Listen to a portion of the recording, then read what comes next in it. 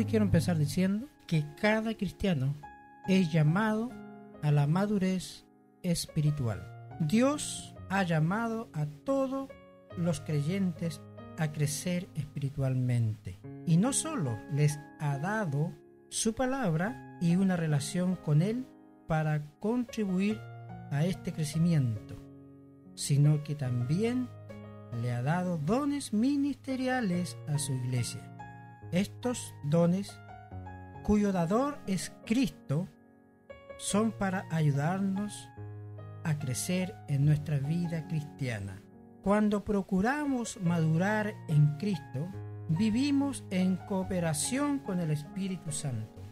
En efecto, Dios nos ha dado su Espíritu para ayudarnos a imitar a Cristo. Esto incluye mantener la unidad del Espíritu en la iglesia. Como miembros de la iglesia y como creyentes maduros, tenemos la oportunidad de usar los dones que Dios nos ha dado para ministrar a otros, contribuyendo al crecimiento que Cristo desea para su iglesia. Permita que el Espíritu Santo lo desafíe en cuanto a su crecimiento en la madurez espiritual y en la estabilidad que necesita para su vida. Pídale que lo ayude en este importante proceso de su andar cristiano.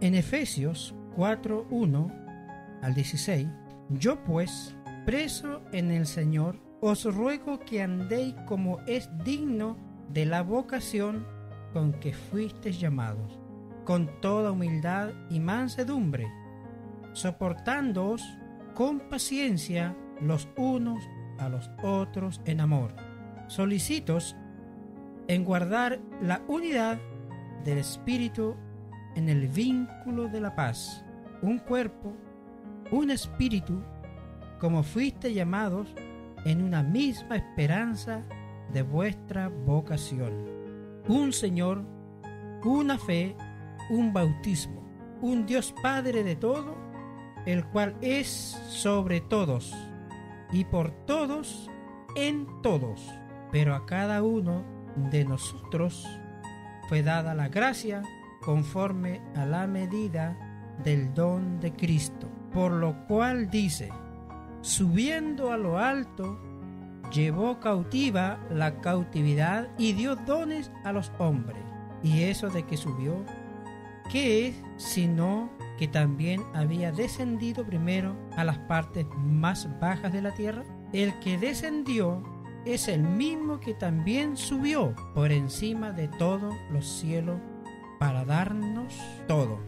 Y el mismo constituyó a unos apóstoles, a otros profetas, a otros evangelistas, a otros pastores y maestros, a fin de perfeccionar a los santos para la buena obra del ministerio, para la edificación del cuerpo de Cristo, hasta que todos lleguemos a la unidad de la fe y del conocimiento del Hijo de Dios, a un varón perfecto, a la medida de la estatura de la plenitud de Cristo. Efesios del 4 al 1. La sana doctrina no es simplemente teoría, sino que es práctica y afecta la manera como vivimos. Esta era la preocupación de Pablo cuando escribió a los Efesios.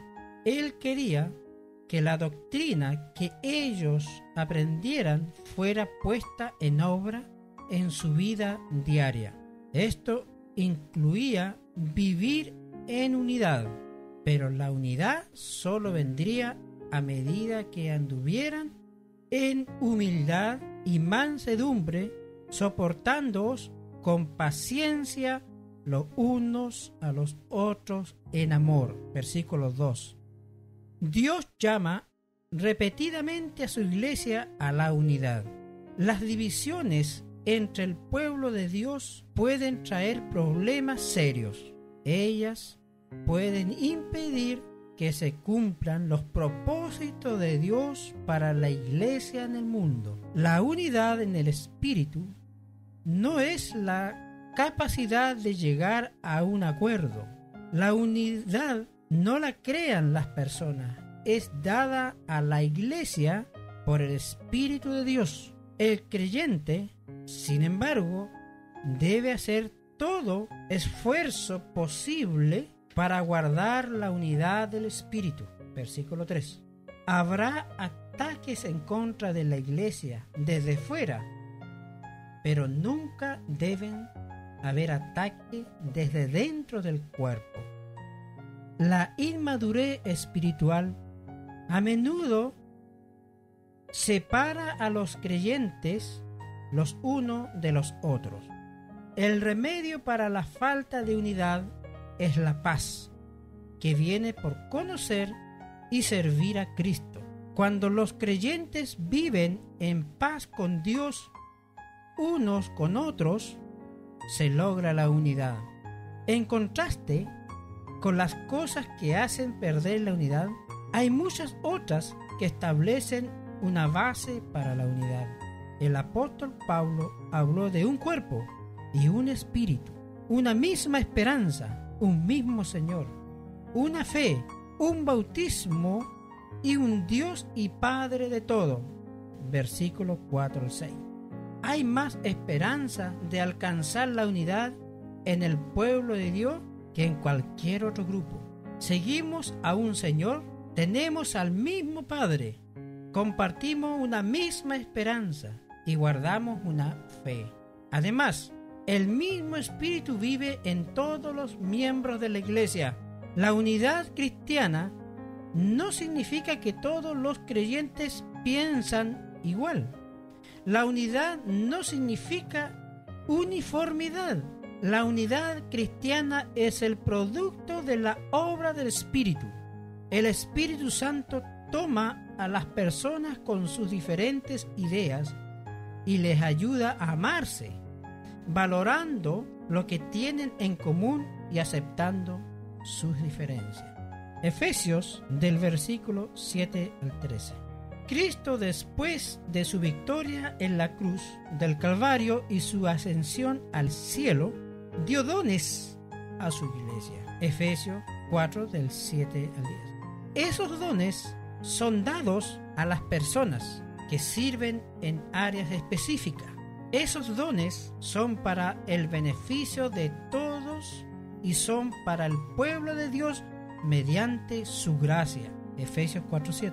Los dones son capacidades especiales dadas a las personas por Cristo y son repartidos soberanamente por Él. Los dones mencionados en Efesios 4:7 al 11 son para equipar a la iglesia para el ministerio. Los apóstoles eran un factor importante en el crecimiento de la iglesia primitiva. Estos enviados fueron responsables de establecer iglesia, como también definir la verdad del Evangelio. Mientras que normalmente pensamos en los 12 cuando hablamos de apóstoles, hay otras personas mencionadas en la Escritura que fueron apóstoles. Los profetas también eran fundamentales para la iglesia. Efesios 2:20. El ministerio profético todavía se ve en el uso del don de profecía. Este ministerio declara la verdad de Dios, fortalece al cuerpo y ministra consuelo. Los evangelistas son heraldos del evangelio de salvación a través de Jesucristo. Ellos, como los apóstoles, establecen iglesia, pastor y maestros. El último don están unidos en el término griego y probablemente son los dos aspectos de un ministerio. Los pastores deben hacer ambos, pastorear y enseñar. La responsabilidad de suplir las necesidades del cuerpo de Cristo no cae solo en los que ocupan estos cargos. El propósito de estos dones es perfeccionar a los santos para la obra del ministerio, para la edificación del cuerpo de Cristo. Versículo 12. Servir a la iglesia es responsabilidad de todos. Cada creyente debe entender su función de edificar el cuerpo, y cada miembro del cuerpo debe estar preparado para hacer su parte. El objetivo fundamental del ministerio es alcanzar la unidad de la fe. Versículo 13. Esta unidad viene a medida que crecemos en el conocimiento del Hijo de Dios y nos conformamos a su imagen. ¿Por qué deben todos los creyentes y no solo los pastores tomar parte en los ministerios de la iglesia local? Efesios 4, del 14 al 16. La búsqueda de la madurez es necesaria para todos los cristianos. De otra manera, los creyentes permanecerían como niños espirituales, y los niños espirituales pueden ser seducidos fácilmente por los falsos maestros que emplean con astucias las artimañas del error. Versículo 14. Los inmaduros espiritualmente son especialmente vulnerables a las artimañas del maligno. Como resultado, son llevados de todo viento de doctrina que viene en contra de ellos. La única protección del creyente para esa amenaza es buscar el crecimiento espiritual. La madurez en Cristo capacita a los cristianos a conocer la verdad y a conocer lo falso. Mientras crecemos en el conocimiento de la verdad, nos hacemos menos susceptibles al error. La iglesia recibe su crecimiento de la cabeza, que es Cristo. Él es quien mantiene al cuerpo unido mediante su asociación con cada coyuntura y ligamento. Versículo 16. Cada miembro del cuerpo de Cristo es responsable de edificar la iglesia. Así como el cuerpo humano se mantiene unido por sus coyunturas y ligamentos, así los miembros del cuerpo de Cristo se sirven unos a otros, manteniendo a la iglesia unida y realizando sus ministerios. Para que esto se lleve a cabo, todos deben hacer su parte. Si el pueblo de Dios cumple con sus responsabilidades, la iglesia se convierte en una comunidad de creyentes cuyas necesidades siempre son suplidas. La iglesia crece espiritualmente y numéricamente porque los miembros individuales entienden su función, se han dedicado a Dios y no a los otros. Versículo 16. Esta dedicación amorosa al cuerpo de Cristo es una señal de la madurez cristiana. Su iglesia necesita desesperadamente que cada miembro trabaje eficientemente. Algo maravilloso sucede cuando nos ministramos unos a otros. Cada miembro crece y la iglesia se hace más fuerte. El cuadro que Pablo utiliza para comparar la iglesia con el cuerpo humano nos permite entrever lo que Dios desea para su iglesia. Cuando observamos cómo el cuerpo de Cristo trabaja unido, entendemos nuestra propia función para edificar la iglesia. La iglesia local es el plan de Dios para alcanzar a la comunidad para Él. Pero todo el trabajo del ministerio no debe dejarse solo a las manos del pastor o de otros en la iglesia. Cada miembro debe tener una parte en el crecimiento de su iglesia, y su iglesia depende de la participación de cada miembro. Cuando un miembro no toma parte en el ministerio de la iglesia, toda la iglesia se debilita. Como miembro del cuerpo de Cristo, usted es desafiado a ser parte de los ministerios de su iglesia. Si no está involucrado en un ministerio, pídale a Dios que le muestre dónde puede trabajar para él, y Dios le mostrará el área donde usted puede hacerlo en su iglesia.